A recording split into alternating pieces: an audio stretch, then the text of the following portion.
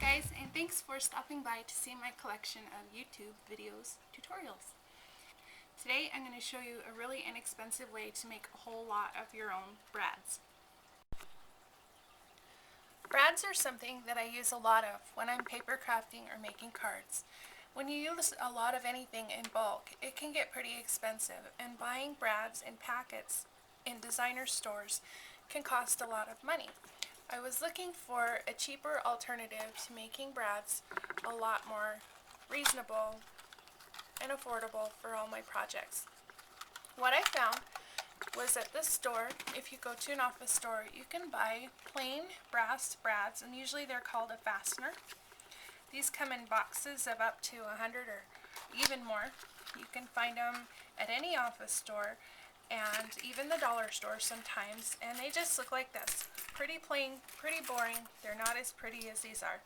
So what can we do to these to soup them up a little bit and make them some more fun? The next thing that I got was just a little spare piece of styrofoam that came with some packaging, and all this does is help me get set up so that I have a working surface to put my brads on, so that I can do a whole lot of different things to them. I'm going to show you lots of techniques today.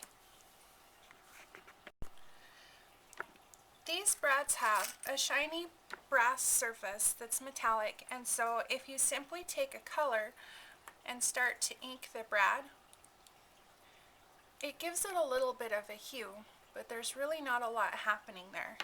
The color doesn't stay very brightly, and sometimes it comes off easily. To give your brads a better starting surface, you can do a couple of things. I have some base coat nail polish, which is really simple. That gives our little brads a little bit of a work surface that paint and colors are going to stick to a little better. Speaking of nail polish, you can also use a variety of different old nail polish colors that you have to make your brads more colorful. This is a brand of nail polish that I bought that I wasn't real happy with. It chips off your nails in about 12 hours. But when I add it to the surface of a brad, it makes it very colorful and pretty.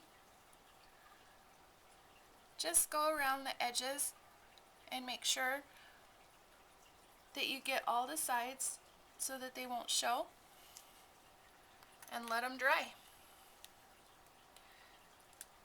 To make some brads really match a project that you're working on, it's good to start with a nice white coat. You could use some white paint, or I'm just using plain white nail polish. What this does is it gives me a flat white surface to start with that I know my color is going to show up on a lot better. An advantage to having your brads on a little piece of foam like this is that it just kind of holds them in place while you can turn and rotate and make sure that all of the little edges of your brads are painted evenly. Next, I'm going to show a couple techniques of how you can make some glittery brads. Take your white base brads, and you'll find that when you use ink like chalk or ink from an ink pad and apply it to the white, that the color stays a lot better. It's a lot more vibrant, and you can make tons and tons of colored brads in these colors as much as you like. What I have next is a little bit of glitter, and I think this is just some doodlebug glitter. And all you have to do is use a teeny bit, add a little bit of adhesive or glue. I've got some aqua glue.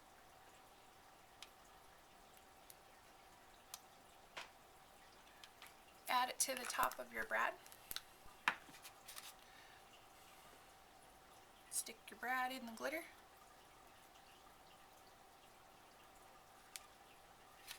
This is my homemade glitter brad, and this is one that was bought in the store. Another fun thing that you can use is this fuzzy stuff that's called flocking, and you just do the same thing. You add your base color and a little bit of glue and dip it in the fuzzy stuff. And then you've got your own fuzzy flock brads.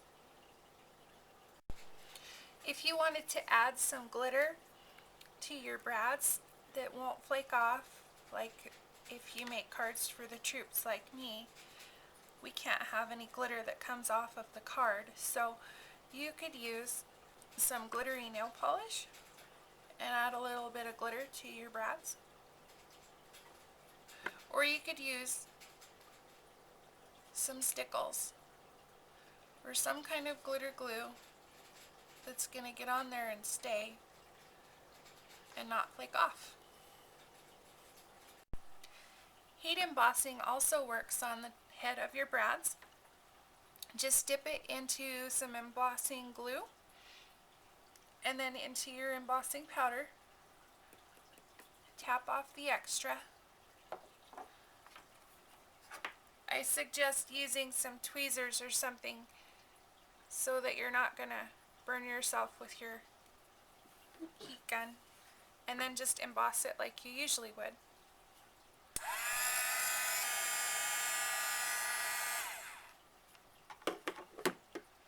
Those turn out really nice, and you can make about 1 million of those in all different colors.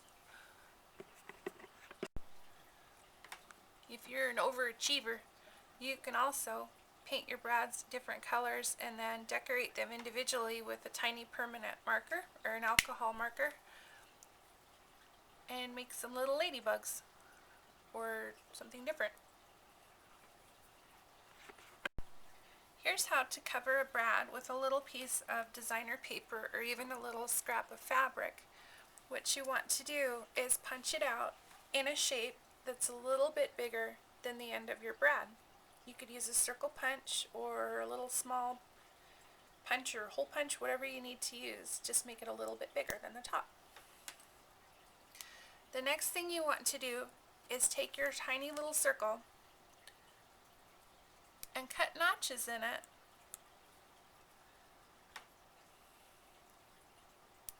with a little pair of scissors, or maybe you have a small craft knife or an X-Acto blade or something you could use for this. I'm not cutting very far into the circle, maybe just 1 or 2 millimeters at the most. Do this in a circle pattern all the way around the edges of your little circle. And this is what makes your little piece of paper or fabric wrap around the brad better. The next thing you do is you add a generous dot of glue to the top of your brad, and then add your piece of paper or fabric. My piece of paper looks like denim, so these are cute little denim brads. What you have is the edges sticking up off the brad. I don't know if you can see that.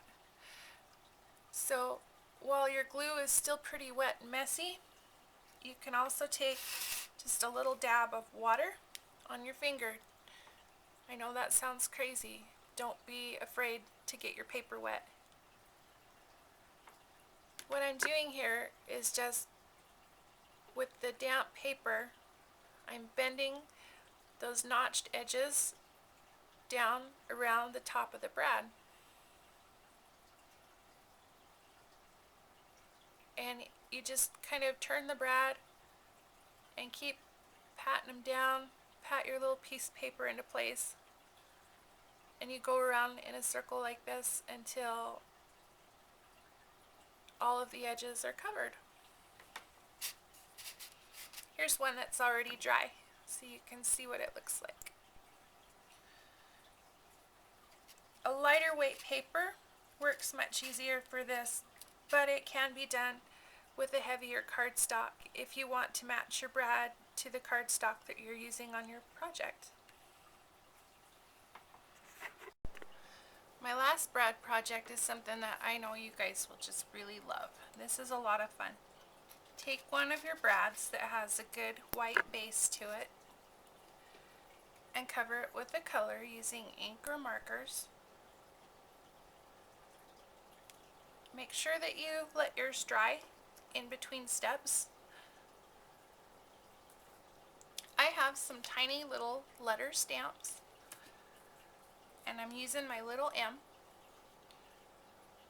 and using some white paint.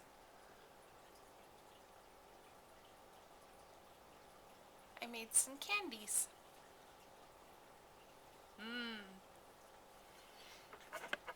Today I showed you how you can make hundreds of new brads just by starting with a box of plain brass fasteners from the stationery or the office supply store. Another good thing about making all your projects and keeping them on a piece of styrofoam for a while will allow them to dry before you take them off and put them into storage or give them away to friends. Imagine how much fun it would be to give a box of these away to someone who's just getting started in paper crafting and doesn't have any supply yet. I'd also like to take another moment just to tell you thank you. As of today, my YouTube channel has 750 followers and over 220,000 views of my video. If you have a mobile device or tablet or phone, you can stop by my blog anytime and add it to your home screen or favorites, and then you can stop by every week to see new tutorials, videos, and card ideas that I have to share. Thanks again for stopping by.